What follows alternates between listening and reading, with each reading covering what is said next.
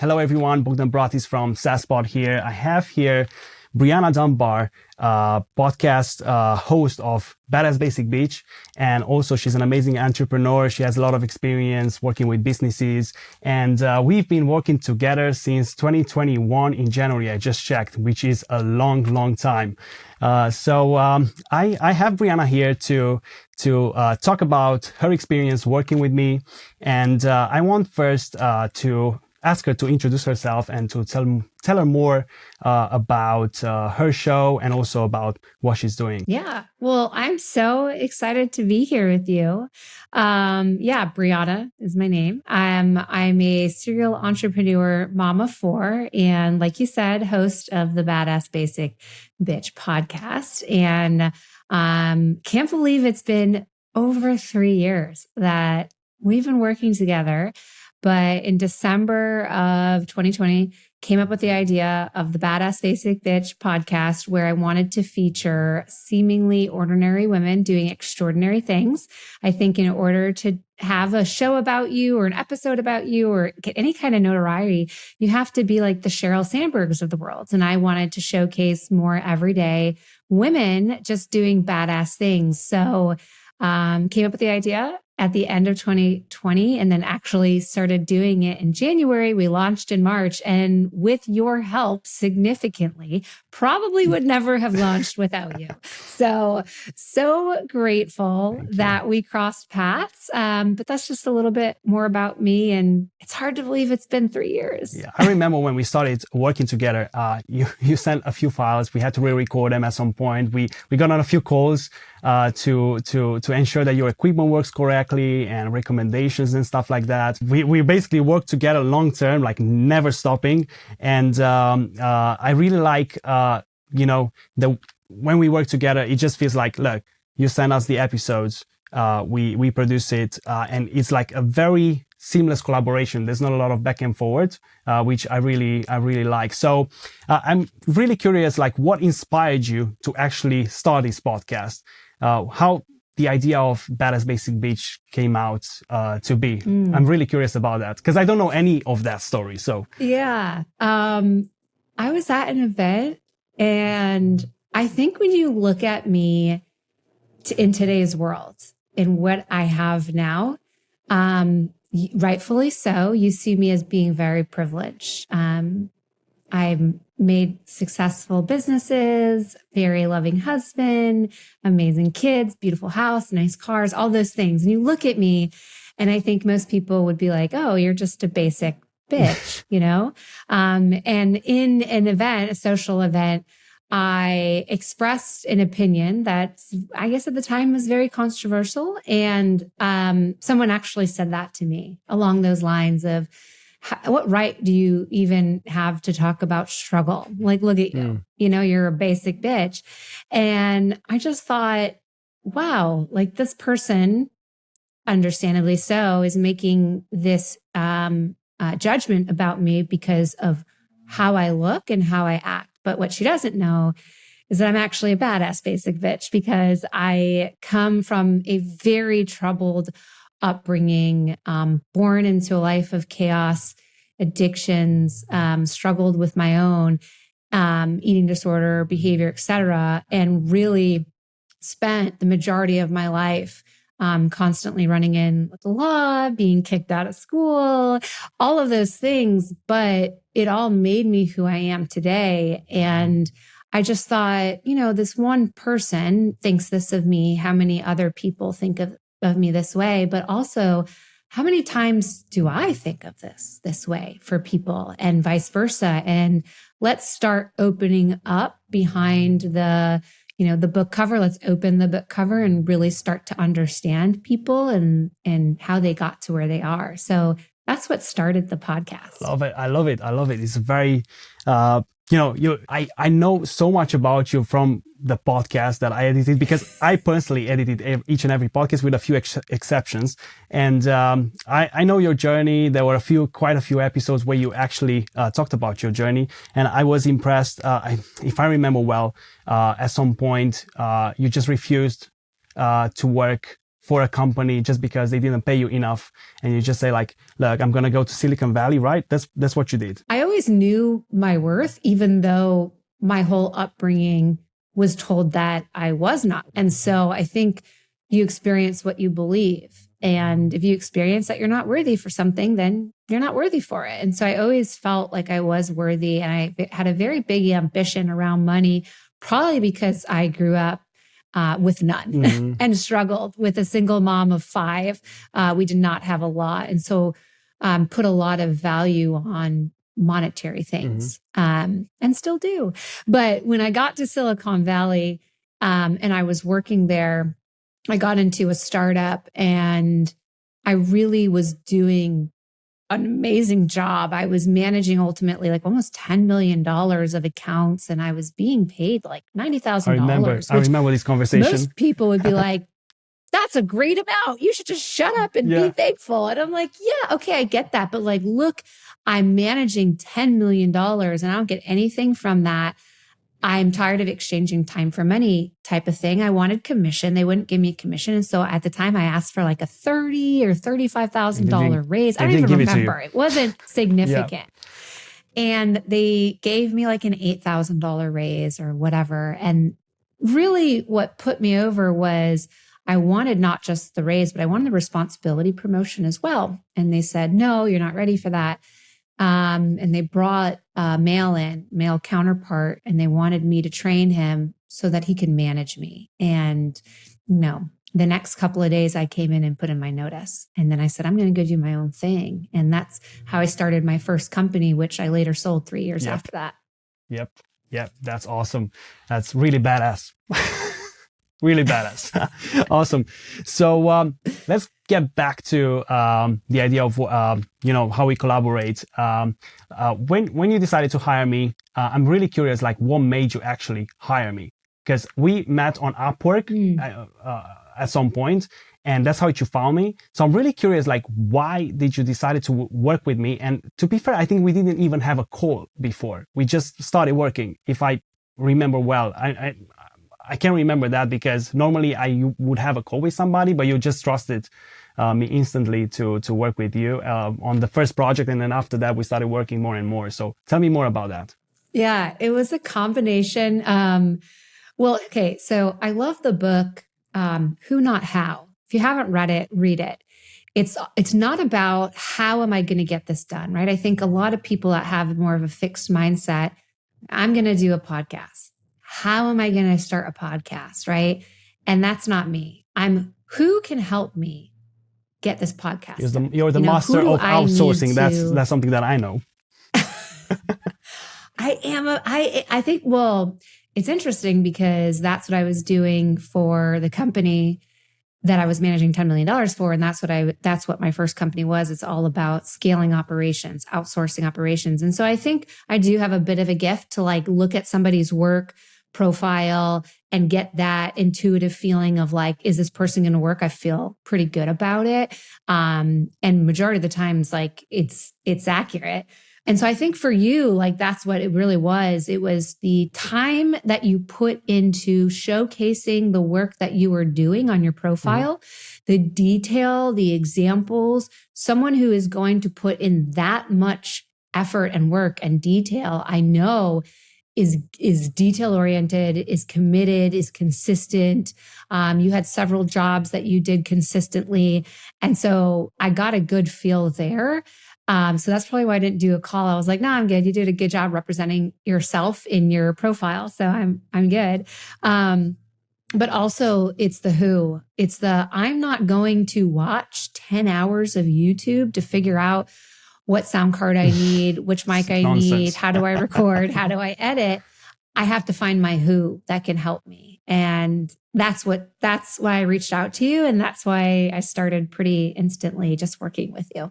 Awesome. So you never even thought about starting the podcast yourself, like just DIY it. You wanted to outsource this right away. I am the queen of outsourcing. I know what I'm really good at. And I focus my time and maximize my time to do the things that I'm good at.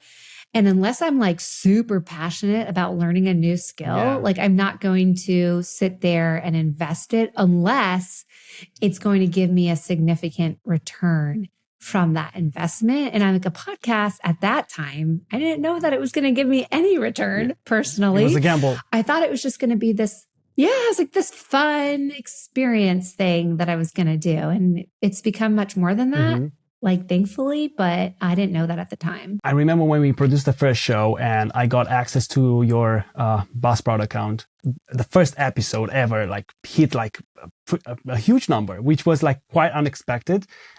Usually some clients, they may have kind of like maybe 100, 200 downloads, 300 for the first episode. Yours got like something like 3,000 from the beginning, and probably is 55,000. 55,000. Oh, then I'm mistaken, but whatever. 55,000, that's even more. But you co-hosted the podcast with Courtney Shields at some point. So probably you made some sort of like exchange in terms of promotion and stuff like that, and it helped out in some way as well, right? Yeah. So Courtney is my neighbor and friend, obviously, and our girls are very, very close. And I pitched her the idea, and she wanted to be a part of it. And I was really thankful for that. So I started it with her, and we did it together for like 6-ish months. I don't remember. And what you don't realize about podcasting is that you're dedicated. Yeah. Like I was thinking about this for 3 years. I have released an episode every single week. Skip. And that's hard. It's hard to find guests and schedule them and come up with interview stuff and get with them and talk to them and edit it and social post it and all these things. And it's so much easier to just stop doing it than doing it. And I think at that time, like, it was really hard for Courtney because, she was also launching her brand, her new makeup company that she has. And so at that point, she had floated the idea of like, should we pause it? And I said, look, I'm really into this and I really want to continue. And she was like, then you go, you continue, turn it into what you want it to be. And I was like, okay. And maybe like down the road, you can be on it again. So she, left so she could focus on other things. And I just really didn't want to stop it.